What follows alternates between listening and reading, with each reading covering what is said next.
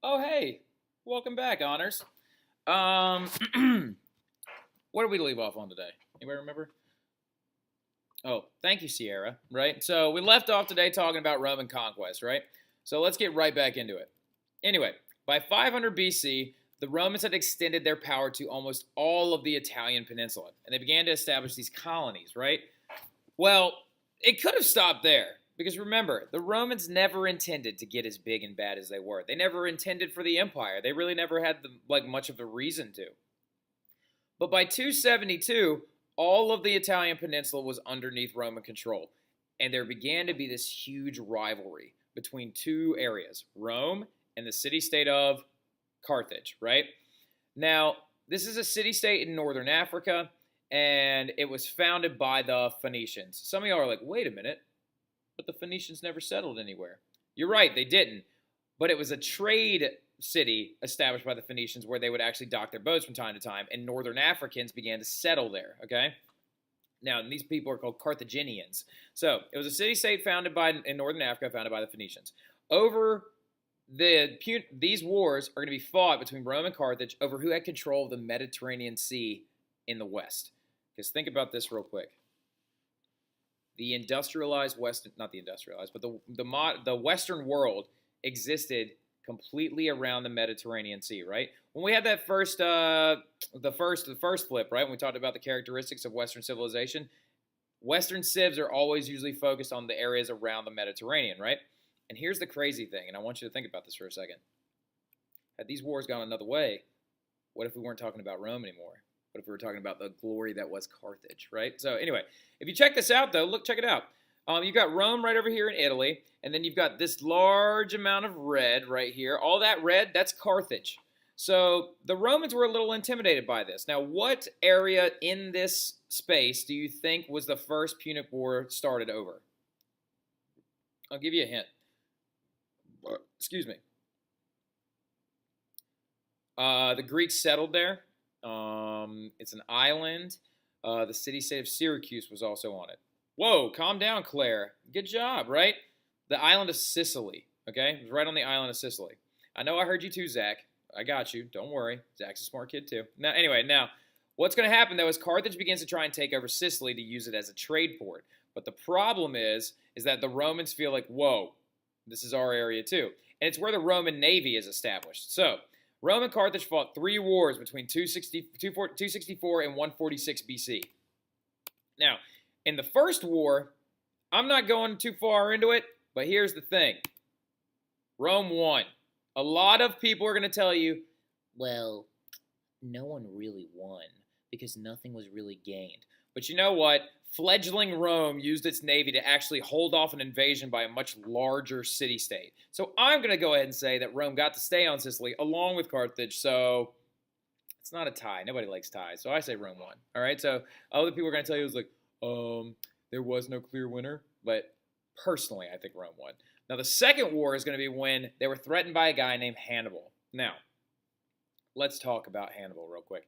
Hannibal has a dad, and if you want to write his name down, his dad's name is Hamilcar, right? Hamlacar. Hamilcar actually fought in the first Punic War, right?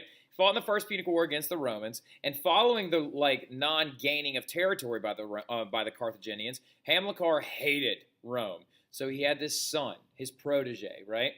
He made Hannibal swear on top of a dead lamb that he would forever hate Rome. And Hannibal grew up to be this phenomenal general, right? So Hannibal comes up with an idea. Let's go ahead and back up. Hannibal comes with an idea that if he starts down here in Carthage, sails through the Mediterranean Sea, why can't he attack Italy directly? Good job, Darren. Can't attack Italy directly because most of the Italian coast is cliffs, so he doesn't really have a shot there. So he decides he's going to build a massive army, and he's going to go all the way around up the Iberian Peninsula and cross over the mountain range in the north called the Alps, right? He brought a huge army with him, an army of several thousand troops, and also he brought elephants with him as well, right? So, Hannibal begins to cross the Alps, and he actually did cross the Alps, but he wasn't expecting it to be as cold as it was that year, and a lot of his troops are going to die up there. So, but he marched on the city of Rome. Now, then there was this other really smart general down there, and his name was Scipio Africanus, right? He's a Roman general, and he realizes, wait a second, if Hannibal has brought his entire military from Carthage, who's defending Carthage? So literally, Scipio Africanus takes his entire the Roman military, hops down off the Italian peninsula, gets into the navy, and then sails over to Carthage and begins to destroy it, right?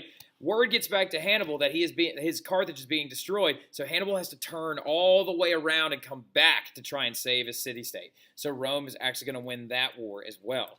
Now, Hannibal was forced to return to Africa to defend Carthaginian lands, and Carthage gave up in about 180 BC. Now, after the Third Punic War in 146 BC, Carthage was left in complete ruins, okay? Many Carthaginians were sold into slavery. There's a lot of really crazy stuff that happened. Like Carthaginians began to try and make examples out of Roman soldiers that they had captured by hanging them on the walls of the Carthage city-state while removing parts of their body. And then also the Romans were like making threats against the Carthaginians by taking sticks and putting their heads on them and like planting those around Sicily. Ooh. Now, the legend goes also that the Romans actually took salt and spread it all over the fields of Carthage to keep them from ever being able to grow anything ever again. However, Rome has now extended its reach to the entire Mediterranean Sea. And if you control the Mediterranean during this time period, not only do you control all the trade routes, but you get all the monies, all right, all of them. Greece, Macedonia, and even parts of Southwest Asia also came under Roman control using diplomacy and threats. So Rome is beginning to expand. Now, why Greece and Macedonia? What unique is going on during this time period? What empire still exists over there in Greece, started by Alexander? Boom! Good job, Catherine and Angela. I heard y'all yell at the same time. The Hellenistic Empire is still around, right? And like actually they take over Greece and Macedonian lands, and they made so much money off the Greece and Macedonian wars. So that right there is an image of Hannibal and his troops trying to take Rome. Now the Roman Republic is going to be divided into provinces, and a governor is going to be appointed to rule each one of them. Does anybody know the famous governor that actually was appointed to rule the one in France or the Gauls? Anybody? Well, we'll talk about him in a second, right? So the people, and okay, Olivia, I know you're yelling it over there. I hear you, okay? Yes, it's Caesar. We're going to get to him, though, okay? Now, the people of the new province, you're just too smart. All right, now, the people of the new provinces had to pay taxes, and some were even taken into slavery. But following the Greece and Macedonian wars, following the taking over of Egypt under Cleopatra VII, following the Northern European campaigns, this is how big the Roman Empire got. So their extent was huge, and they never expected this, right?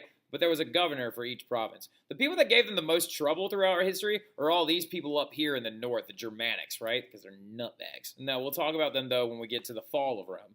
Now, this guy actually comes in much later on. His name is Sulla Gracchus, right? Let's talk about Sulla real fast. I want you to write a couple of things down. So following the Punic Wars, okay, the Gracchus brothers are Sulla and his brother Marcus, right? I think it's Marcus, or it's Marcius or something like that. Anyway, but I like Sulla better anyway. Now, the Gracchus brothers, they appoint themselves to try and help out the veterans following the Punic Wars. Because after the Punic Wars, with so much being destroyed and things being gone, the Senate had promised sorry, people were making faces at me out the window. The Senate had promised all of these veterans, we will give you land and we will give you jobs to work back into the Roman government for extending the empire as big as you did. Well, when they got back, though, the Senate had lied to them, right? This is a huge problem. So guys like this dude Sulla are going to like step up and try to take over.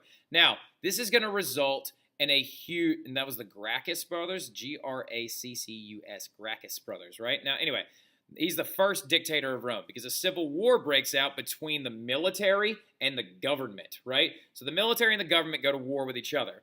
And if a war breaks out, a dictator must be appointed. And Sulla was the general of the military at the time, so he is appointed dictator. He actually helped conquer several small barbarian tribes in parts of Asia and stopped 2 civil wars, right? The main ones between the veterans and the senators, right?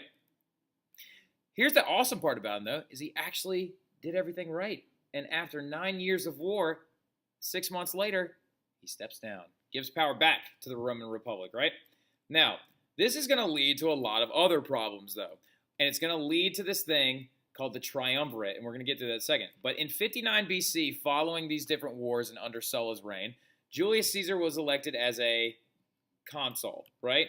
He wanted to rule all Roman lands. He formed an army and captured this area of Gaul, right? He became the governor of Gaul and watched Rome very, very closely from a distance, right? So, I'm standing down, don't worry. In 49 BC, he's going to return to Rome during a civil war, okay? And after 3 years of war, Caesar was appointed dictator for 10 years, right? So, Caesar was a dictator. Everybody always calls him an emperor, but he's not an emperor, and he was never an emperor, right? He actually was he was the closest thing to it. His grandnephew was the first emperor, the first legit emperor, okay? But he was actually elected that for 10 years. The reason why he actually started the Civil War and how he became dictator for 10 years and almost dictator for life is because he started the very first political alliance that its crumbling is going to give him even more power. And it was called the First Triumvirate, right? So Julius Caesar creates a political alliance as he's the governor of Gaul with two other guys, right? Pompey and Crassus, okay? Now let's talk about this really quick. All three are going to promise to help each other and avoid other future wars. But the problem is the alliance crumbles when they disagreed on how to govern.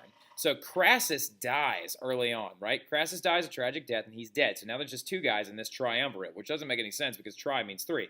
But Caesar and Pompey end up getting into conflicts with each other, though, because Pompey is the lead of the Senate, and Caesar controls the military as a general.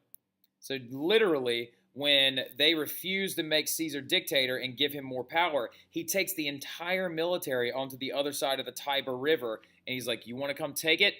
Come take it, right? And a huge civil war broke out. So Pompey is going to lose, and the Senate is going to lose. But here's the thing. The reason why Caesar was appointed dictator for so many years is because he's such a strong leader. He improved the lives of many, and he made laws to help the poor and created new jobs. Unlike the people, unlike the Senate following the Punic Wars, he looked out for the veterans, and he looked out for everybody that needed a job and needed land. He also gave more citizenship to more people. Now, in 44 BC, he was appointed dictator for life. Who's freaking out right now? Of course they are, right, Dan? Good job, Dan Baker. The Roman Republic was now a dictatorship, and he's almost an emperor, right? The senators are freaking out, just like Dan just said. The senators are flipping out, and that he's going to make himself the emperor or the king of Rome. So Caesar was actually stabbed to death on March 15th during this thing called the Ides of March, and another civil war is going to break out following his death. Now, we'll go into more of this later on tomorrow about his stabbing, but what I want you to do tonight for some extra credit if you want it, you know what I'm saying? What I want you to do is look up a fun fact about Julius Caesar. Bring in a fact about Caesar that you think nobody would really know, okay? Or you can look up a fact about a bad emperor when we get there, okay? So look up a fact about a bad emperor or look up a bad emperor, and then give me a fact about Julius Caesar for some extra credit on your next test, okay? All right, so we're going to stop there for today. Nope, triumvirate. Sorry about that again. And here's Caesar being stabbed on his way into the Senate. So we're going to talk some more about this stuff tomorrow. I hope you all have a great evening, Camden Catholic. I'll see y'all later on.